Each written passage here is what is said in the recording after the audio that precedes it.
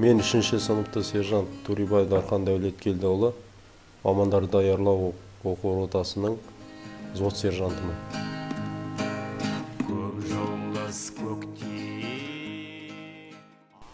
Өзімнің үлкен ағам әскери міндетті болған.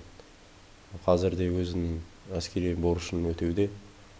Соның да бір себебі бар. Өзімнің де арманым осы әскери өмірді жалғастыру болды. Содан бері осы кадет корпусына түсіп, одан кейін оны ойдағыдай бітіріп, ары қарай өзімнің келісім шарт бойынша қызметімді атқарып келе жатырмын.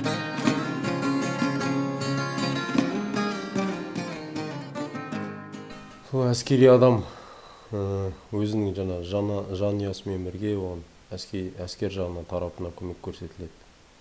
Яғни үйі жоқ адамдарға, мысалы, егер оның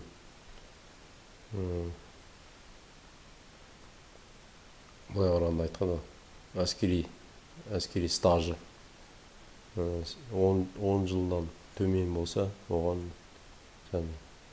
компенсация төленеді. Ал 10 жылдан көбірек болса, ол әскери жағынан үй беріледі. Яғни служебный квартира беріледі. Сондай көмектер. Яғни зейнетақы жасы енді 45 жастан жоғары, содан 45 жастан 47 жасынан бастап пенсияға шығады.